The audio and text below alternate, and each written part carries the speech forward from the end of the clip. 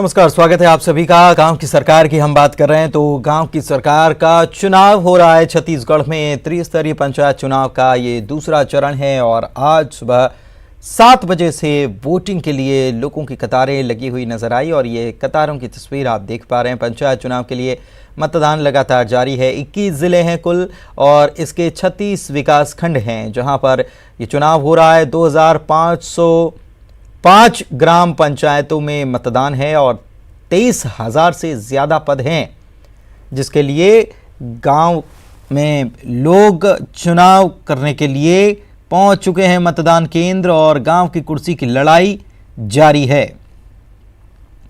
कुल 21 जिले हैं और इसके 36 विकास खंड हैं। इसके पहले 57 विकास खंडों में पहला चरण पूरा हुआ और छिटपुट घटनाओं को अगर छोड़ दिया जाए तो कह सकते हैं कि शांतिपूर्ण तरीके से मतदान संपन्न हुआ। 81% वोटिंग परसेंटेज दर्ज किया गया और वो बढ़ने की बात भी कही गई। लेकिन अब ये दूसरा चरण है और दूसरे चरण में अब ये देखना होगा कि पहले चरण से ज़्यादा वोटिंग परसेंटेज रहेगा तो कितना रहेगा। बुजुर्ग भी पहुंच रहे हैं और सुबह सवेरे देखिए, ये सुबह सवेरे की तस्वीर, बड़ी संख्या में महिलाएं पहुंच गई और बाकी पुरुष भी जो हैं वो भी पहुंच गए, बुजुर्ग लोग भी पहुंच गए, सुबह सवेरे ही पहुंच गए अपने मताधिकार का इस्तेमाल करने के लिए। हालांकि बैलेट पेपर का इस्तेमाल हो रहा है और फिर 4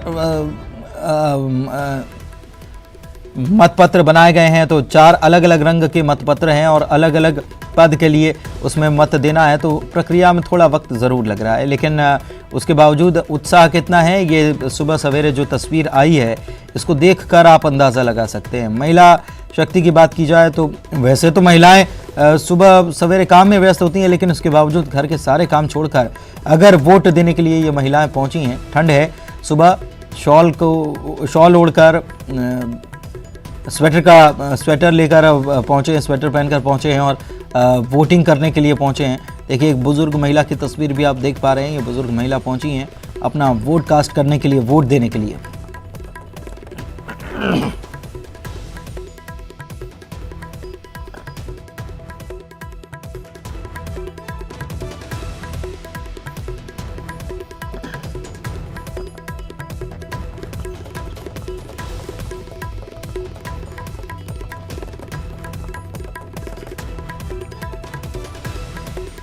और हमारे सहयोगी लगातार नज़र बनाए हुए हैं और हमारे साथ लगातार जुड़े भी हुए हैं, उनसे हम लगातार अपडेट ले रहे हैं।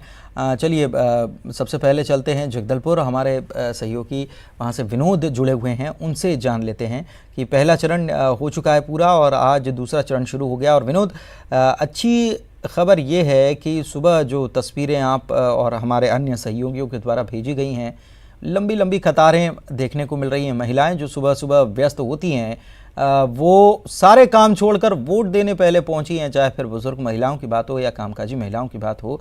सबकी एक अच्छी तस्वीर देखने को मिल रही है सुबह।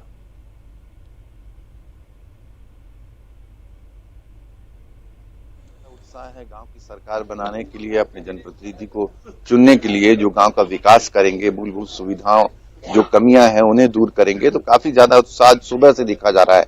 कल चूंकि बदली थी और जाहिर तौर पर यह कहा जा रहा था कि जैसे ही मौसम साफ होगा, आसमान साफ होगा, उसके बाद ठंड बढ़ेगी। तो आज सुबह से ही काफी ठंड है। बावजूद इसके हम नजारा दिखाएं अपने दर्शकों को कि ये मतदाता खड़े हुए हैं। कुदाल गांव प्राथमिक शाला का ये मतदान केंद्र है। यहाँ पर 3 मतदान केंद्र बनाए गए हैं और जो चेहरे दिखा रहे हैं हम कैमरे की नजर से, उसमें देख सकते हैं कि युवा से लेकर के बुजुर्ग जिनकी उम्र 60-70 के आसपास है, ऐसे तमाम लोग जो है वो यहाँ पर पहुंच रहे हैं।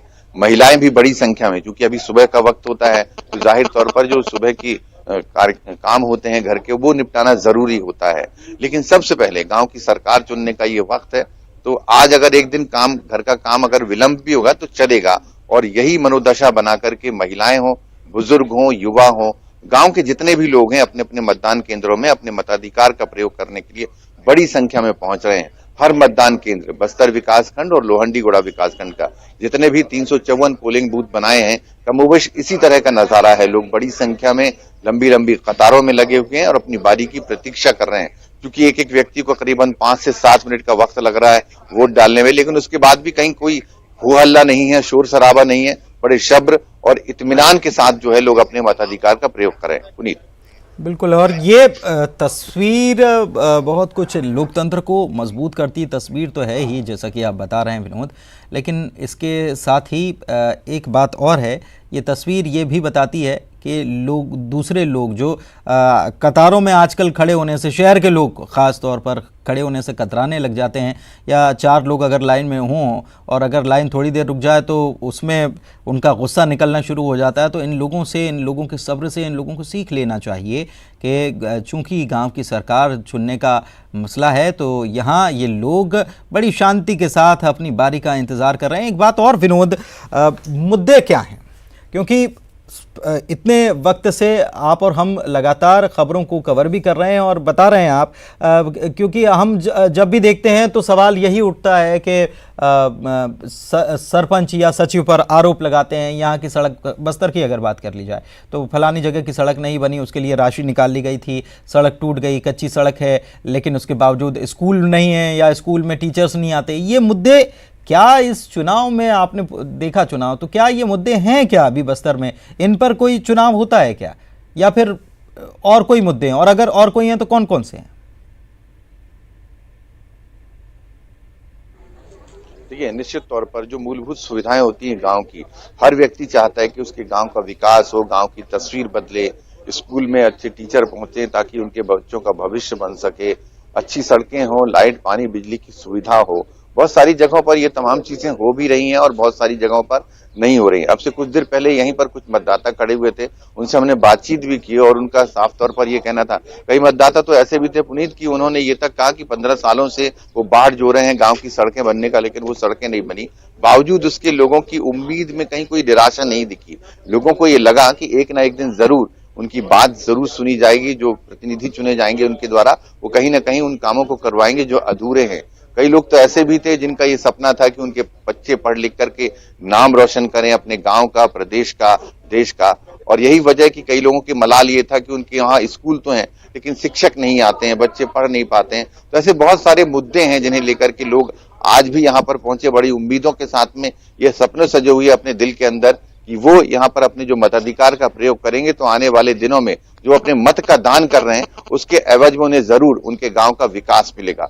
इसके अलावा मूलभूत सुविधाओं के साथ साथ जो मुद्दे हावी हैं, लेकिन अभी जो कि सरकार नई है, कांग्रेस की सरकार बनी है, 12 महीने 13 महीने हो चुके हैं। धान खरीदी एक बहुत बड़ा मुद्दा था और इसके अलावा गोरू गठान का एक बहुत बड़ा मुद्दा था, लेकिन ये कहीं पर भी ये मुद्दा जो है हावी होता नहीं दिखाई दिया। उसके पीछे कारण यही नजर आएगा कि अगर हम पिछले प्रथम चरण के चुनाव के परिणामों की तरफ नजर डालें तो 4 जगह पर जो मतदान आए हैं 4 सीटों के लिए, उसमें 3 जगह पर भाजपा का कब्जा रहा है, 1 जगह पर सिर्फ कांग्रेस ने विजयश्री हासिल की है। यानी ये बात साफ तौर पर जताती है कि जो सरकार ने ये मंशा रखी थी कि गोरू गठान के जरिए जो गांव के पशु हैं, किसानों को लाभ होगा, उसके जरिए तमाम चीजें होंगी, वो मुद्दा कहीं भी प्रभावी नहीं दिखा। दूसरा, इस बार जो धान खरीदी को लेकर के बवाल हुआ पूरी जगह पर कि किसान वहां पर बड़ी संख्या में धान लेकर पहुंचे, लेकिन उन्हें तरह तरह की जो है बहानेबाजी गढ़ी गई खरीदी केंद्रों के माध्यम से, तो उसका भी कहीं न कहीं नाराजगी है जो इस चुनाव में साफ तौर पर दिखाई दिया है। पुनीत, ठीक है, आप हमारे साथ बने रहिए। कृष्ण कुमार हमारे सहयोगी गरियाबंद से जुड़े हुए हैं, वहाँ चलते हैं, वहाँ क्या नज़ारा है उसके बारे में जानकारी लेते हैं। कृष्ण कुमार, और क्या जानकारी है अभी जो दूसरा चरण शुरू हो चुका है उसको लेकर?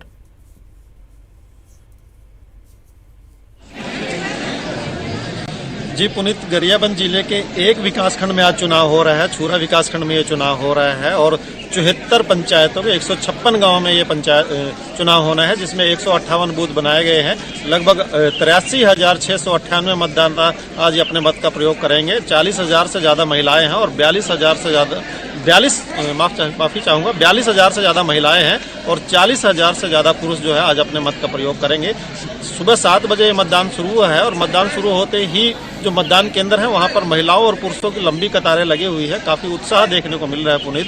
सुबह से ही लोग लाइनों में लग करके अपने मत का प्रयोग कर रहे हैं और लगभग यदि पंचों की बात की जाए तो 926 पंचों के पद हैं यहाँ पर स्वीकृत, 478 निर्विरोध निर्वाचित हो गए हैं और एक पद के लिए सभी नामांकन रद्द हो गए, तो यहाँ पर चुनाव नहीं होगा। बाकी बचे जो 447 पद हैं उसके लिए 1024 उम्मीदवार मैदान में हैं। इसके अलावा जो 74 पद पंचों के हैं उसमें एक निर्विरोध चुना गया है और बाकी बचे 73 पदों के लिए 278 उम्मीदवार अभी मैदान में हैं। जनपद का भी चुनाव हो रहा है, इसमें 22 पद हैं यहाँ पर और इसके लिए लगभग 80 उम्मीदवार मैदान में हैं। जिला पंचायत का भी चुनाव हो रहा है, जिला पंचायत की 2 सीटें हैं, 2 सीटों के लिए 8 उम्मीदवार यहाँ पर मैदान में हैं। और जैसा कि पुनीत देखने को मिल रहा है कि सुबह से ही लोग जो है उत्साह से वोट कर रहे हैं। 4 वोट करनी है, एक मतदाता को, एक पंच के लिए, एक सरपंच के लिए, एक जनपद के लिए और एक जिला पंचायत के लिए। हालांकि थोड़ा समय जरूर लग रहा है, लेकिन जो उत्साह है, जो लाइनें लगी हुई हैं, उसको देख करके लगता है कि मतदान का जो प्रतिशत है वो शाम तक जैसे 3 बजे तक होगा तो अच्छा प्रतिशत यहाँ पर मतदान का होगा। जी पुनीत, अच्छा प्रतिशत होगा। और जैसा कि आप बता रहे हैं कि 900 में से अगर 450 के आसपास निर्विरोध निर्वाचित हो जाते हैं तो ये अपने आप में गरियाबंद में बड़ी खबर है, ये कह सकते हैं। और ये एक अच्छे संकेत भी हैं। लोगों ने पहले ही चुनाव करने की स्थिति नहीं बनी और लोगों ने चुनाव पहले निर्विरोध निर्वाचित हो गए।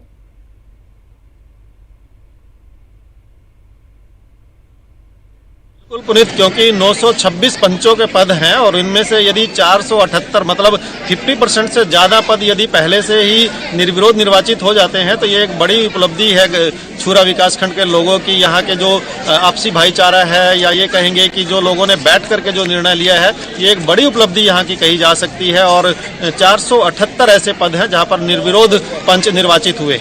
जी पुनीत, बिल्कुल। और जशपुर का रुख करते हैं, दीपक हमारे साथ मौजूद हैं, उनसे जानकारी लेते हैं। दूसरा चरण कैसा चल रहा है दीपक? कितना लोगों में जोश देखने को मिल रहा है? गांव की सरकार चुनने का वक्त आ गया है और सबसे छोटी इकाई है गांव की सरकार, लेकिन सबसे महत्वपूर्ण है। हालांकि दलीय प्रणाली पर नहीं है, लेकिन दल इस बार प्रत्याशी को समर्थन जरूर कर रहे हैं। और क्या इसका कुछ असर नजर भी आ रहा है?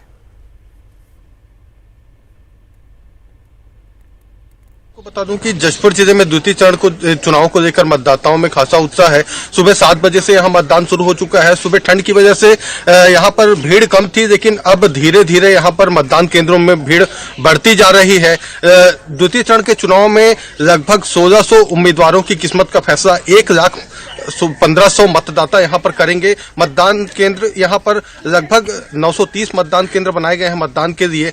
और हम इस वक्त खड़े हैं कुनकुरी विकासखंड के गड़ाकट्टा ग्राम पंचायत में। और मैं आपको बता दूं कि यहां पर पहुंचने के लिए आज भी एक पक्की सड़क नहीं है। हम यहां पर कच्चे रास्तों से होकर यहां पर पहुंचे हैं और यहां के मतदाताओं में इस बार खासा उत्साह देखने को मिल रहा है। अब मैं आपको इस ग्राम पंचायत की स्थिति के बारे में बताऊं तो कुनकुरी विकासखंड मुख्यालय से ये मतदान केंद्र महज आधा किलोमीटर दूर है। तो आप अंदाजा लगा सकते हैं कि विकासखंड मुख्यालय से आधा किलोमीटर दूरी के पर बसे गांवों की स्थिति ये है, तो अंदरूनी क्षेत्रों के हालात क्या होंगे। इस बार सबसे खास बात है कि 15 सालों बाद जो है कांग्रेस जो है सत्ता पक्ष में रहकर यहां पर पंचायत का चुनाव लड़ रही है और भाजपा जो है विपक्ष की भूमिका में है। तो इस बार जो है ये मुकाबला बेहद दिलचस्प होगा। प्रथम चरण के चुनाव हो चुके हैं, प्रथम चरण के चुनावों के नतीजे भी आ चुके हैं। प्रथम चरण के चुनाव में जो जिला पंचायत की 5 सीटें थी उनमें पांचों की पांचों सीटों में भाजपा का कब्जा हुआ है। और आज यहां पर जो है 2 विकासखंडों में 3 जिला पंचायत सदस्यों के पद पर चुनाव हो रहा है। तो अब ये भी देखना दिलचस्प होगा कि इन 3 सीटों पर विजय किसकी होती है। लेकिन बहरहाल मुद्दा यह है कि आजादी के बाद से कई ग्रामीण क्षेत्र जो है वो भी मूलभूत सुविधाओं से महरूम है। बिजली, सड़क, पानी, शिक्षा जैसी स्वास्थ्य जैसी सुविधाओं से भी महरूम है।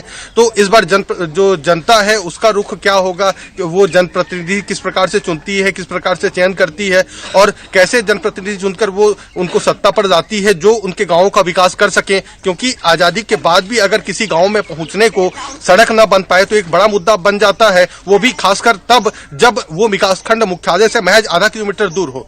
जी पुनीत, ये मुद्दा क्या वाकई में जो आप बता रहे हैं स्थिति, ये मुद्दा क्या वहां के लोगों के ज़हन में है? इसको लेकर वोट भी हो रहा है क्या? जी बिल्कुल, हम यहाँ पर अब जब पहुंचे और यहाँ पर गांव की स्थिति देखकर जब हमने मतदाताओं से बात की तो मतदाताओं में इस बात को लेकर खासी नाराजगी थी कि इतने साल बीत जाने के बाद भी गांव तक जो है पहुंचने को एक पक्की सड़क नहीं है और इस गांव में पहुंचने के लिए दो रास्ते हैं। एक तो कच्चे रास्ते से होकर आना पड़ता है और एक दूसरा पगडंडियों से होकर इस गांव तक पहुंचा जा सकता है। तो इसका असर तो इस चुनाव में खासकर देखा जा सकता है, क्योंकि जो है पिछले कई सालों में यहाँ पर गाँव में पहुंचने को सड़क नहीं बन पाई है। तो इस बार जो है जनता ने मूड बनाया है कि इस बार वो ऐसा जनप्रतिनिधि चुनेंगे जो गांव का विकास कर सके, गांव को पक्की सड़क दे सके। बहरहाल यहाँ पर मतदाताओं का आना लगातार जारी है, धीरे धीरे यहाँ पर संख्या बढ़ती जा रही है। ठंड को लेकर थोड़ा सा पहले 7 बजे के आसपास जो है यहाँ पर मतदाताओं की संख्या कम थी, लेकिन अब धीरे धीरे संख्या बढ़ती जा रही है। मतदाताओं जो है कतार में लगे हुए हैं और वो लगातार मतदान कर रहे हैं। जी पुनीत। बिल्कुल, आप हमारे साथ बने रहिए और विनोद भी हमारे साथ लगातार जुड़े हुए हैं। विनोद के पास एक बार फिर से रुख कर लेते हैं। विनोद, आपको आवाज मिल पा रही है क्या?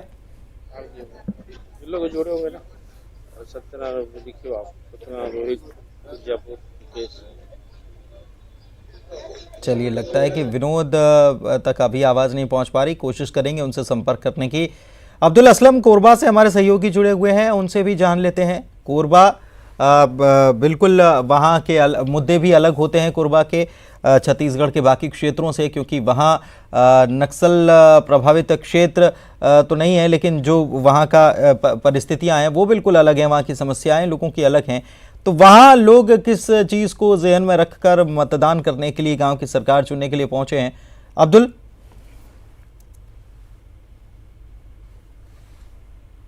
आपको बता दूं कि मतदान जो है यहाँ कोड़ी उपरोड़ा जो विकासखंड है ये छत्तीसगढ़ का सबसे बड़ा विकासखंड है और यहाँ पास 114 जो ग्राम पंचायत है उनमें यहाँ मतदान हो रहा है। और यहाँ की जो प्रमुख समस्या है वो उसकी बात करें तो यहाँ फ्लोराइड प्रभावित जो गांव है वो बेहद बड़ी संख्या में है, जिसके कारण यहाँ फ्लोराइड से जो लोगों के जो स्वास्थ्य पर बुरा असर पड़ रहा है उसको लेकर लोग खासे परेशान हैं और उसको लेकर कई बार प्रदर्शन भी किए। लेकिन अब कुछ पहल तो जरूर हो रही है, लेकिन पूर्ण रूप से जो लाभ है ग्रामीणों को स्वच्छ पेयजल का वो नहीं मिल पा रहा है। तो प्रमुख समस्या के रूप में अगर देखें तो पानी जो है, शुद्ध पानी है, वो प्रमुख समस्या है और उसको लेकर लोग जो है वो खासे परेशान है। साथ ही जो गाँव तक जो पहुँचने वाली सड़क है उसको लेकर भी यहाँ लोग जो है वो समय समय पर मांग करते रहे हैं। इसके साथ ही यहाँ हाथी प्रभावित क्षेत्र भी है। ये हाथी का यहाँ मूवमेंट लगातार जारी है। इस समय भी हाथी कुछ इलाकों में है और बीती रात की अगर बात करें तो यहाँ एक महिला को हाथी ने पटक दिया है, जिससे वो घायल हो गए, जिसका उपचार चल रहा है।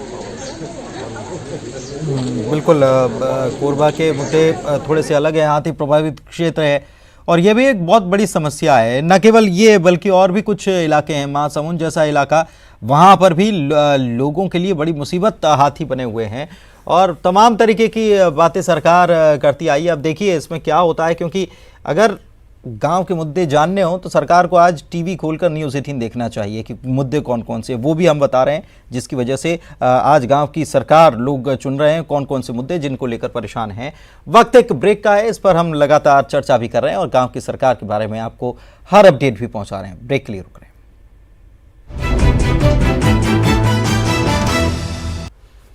त्रिस्तरीय पंचायत चुनाव का दूसरा चरण है। मतदान की प्रक्रिया लगातार चल रही है। 21 जिलों के 36 विकास खंड हैं, जिसके 2505 ग्राम पंचायतों में चुनाव हो रहा है और 19,870 पंच पद के लिए 48,952 उम्मीदवार चुनावी मैदान में हैं। 2,396 सरपंच पद के लिए 10,496 उम्मीदवार ताल ठोक रहे हैं, जबकि 658 जनपद सदस्यों के लिए 2,870 उम्मीदवार अपना दम गांव की सरकार के लिए दिखा रहे हैं। और कुल बात कर लें तो 23,012 पदों पर चुनाव हो रहा है और 62,723 प्रत्याशी चुनावी मैदान में हैं। हमारे सहयोगी लगातार हमारे साथ जुड़े हुए हैं। अब्दुल जुड़े हुए हैं जशपुर से, हमारे सहयोगी दीपक जुड़े हुए और गरियाबंद से कृष्ण कुमार सैनी भी जुड़े हुए हैं। गरियाबंद का रुख कर लेते हैं। कृष्ण कुमार, बहुत सारे मुद्दे हैं, शराब का मुद्दा भी अगर विधानसभा चुनाव की बात कर ली जाए तो उसमें था। क्या गांव की सरकार चुनते वक्त ये शराबबंदी का मुद्दा है? क्या सरपंच को चुनने के लिए शराबबंदी को लेकर चर्चा की जा रही है क्या? हालांकि छत्तीसगढ़ में ये भी बात कही जाती है कि जो आदिवासी हैं उनकी संस्कृति का हिस्सा ये शराब है, लेकिन फिर भी जब बात विधानसभा चुनाव की होती है तो शराबबंदी मुद्दा होती है। तो क्या गांव की सरकार की जब बात होगी तो शराबबंदी मुद्दा होगी क्या?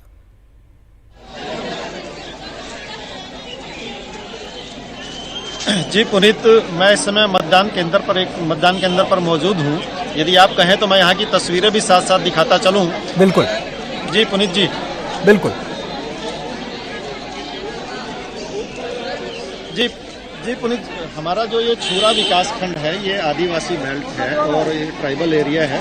यहाँ के जितने भी सरपंच पद हैं वो सभी आदिवासी एसटी सीट के लिए आरक्षित हैं और बाकी जो सीटें हैं जो पंच हैं या जिला पंचायत है या जनपद है उनके लिए भारी मात्रा में यहाँ पर मतदान हो रहा है। और जो शराब की आपने बात की, मैं अभी जिस मतदान केंद्र पर मौजूद हूँ पांडुका में, यहाँ पर भी कुछ समय पहले पिछले साल ही यहाँ पर एक बड़ा आंदोलन हुआ था। यहाँ की महिलाओं ने शराब को लेकर के एक बड़ा आंदोलन किया था और यहाँ पर भी एक शराब भट्टी थी जिसे कहीं ना कहीं महिलाओं ने 15 दिन के आंदोलन के बाद यहाँ से भट्टी को हटवाया था। तो शराब तो एक बड़ा मुद्दा है ही और खास करके ग्रामीण इलाकों में जो शराब का जो विरोध होता आया है, ग्रामीण लोग जो विरोध करते आए हैं, तो वो एक बड़ा मुद्दा इस बार चुनाव में रहने वाला है। लेकिन पुनीत, ये छोटा चुनाव है, ग्रामीण स्तर का चुनाव है, तो ग्रामीण लोग चाहते हैं कि जो उनकी मूलभूत सुविधाएं हैं, जो छोटी सुविधाएं हैं, गाँव में गलियाँ बनना है, सड़कें बनना है या पानी की व्यवस्था करनी है, साफ सफाई की व्यवस्था करनी है, लाइट की व्यवस्था करनी है, तो ये बड़े मुद्दे ग्रामीणों के लिए रहते हैं और इन्हीं मुद्दों के आधार पर ग्रामीण अपने मत का प्रयोग करते हैं। जहाँ तक बात की जाए तो जो सरपंच पिछली बार अच्छा काम नहीं किए रहते उनको बाहर का रास्ता भी यहाँ की जनता दिखा देती है और इस बार काफ़ी जो ऐसे प्रतिनिधि है जो पहली बार चुनाव लड़ रहे हैं। पुनीत, मैं ये भी कहना चाहूँगा कि कुछ ऐसे मतदाता भी मेरे साथ मौजूद हैं जो पहली बार यहाँ से अपने मत का प्रयोग कर रहे हैं। यदि आप कहें तो हम उनसे भी आप बात करवा सकते हैं। बिल्कुल उनसे भी जानना चाहेंगे कि पहली बार अगर वोटिंग वो कर रहे हैं, उनके जहन में क्या मुद्दे हैं, किन बातों को लेकर वो चुनाव करने के लिए पहुंचे हैं। बिल्कुल बात करें कृष्ण कुमार। जी पुनीत जी, मैं आपको कुछ ऐसे मतदाताओं को दिखाना चाहूँगा जो पहली बार यहाँ मतदान करने के लिए आए हैं। पहली बार वोट कर रहे हैं ये भैया, आप क्या नाम है आपका? पहली बार वोट कर रहे हैं? नहीं हो गया मेरा। क्या आपके दिमाग में आज आप वोट करने आए हैं, क्या क्या मुद्दे आपके दिमाग में हैं? विकास को लेकर के वोट कर रहे हैं या कोई? विकास को ही लेकर करेंगे। किस तरह का विकास चाहते हैं आप लोग? पूरे गांव का विकास, पूरे सबका विकास चाहिए। मैं कुछ और मतदाताओं से भी बात करता हूं पुनीत जी। बुजुर्ग भी मेरे साथ यहाँ पर मौजूद हैं। जी माताराम, कब से आप मतदान करते आ रहे हैं? कितनी बार कर चुके हैं अब तक?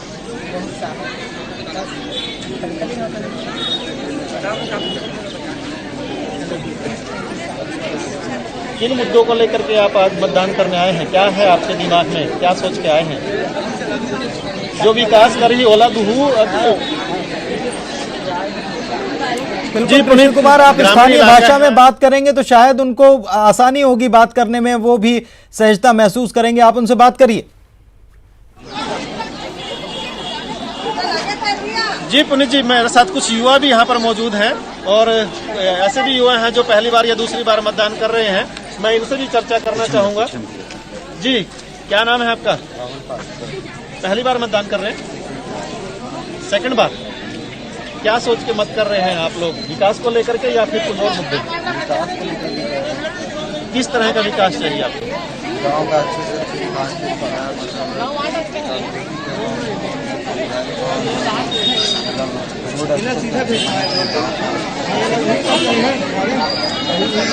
मत कर दिया?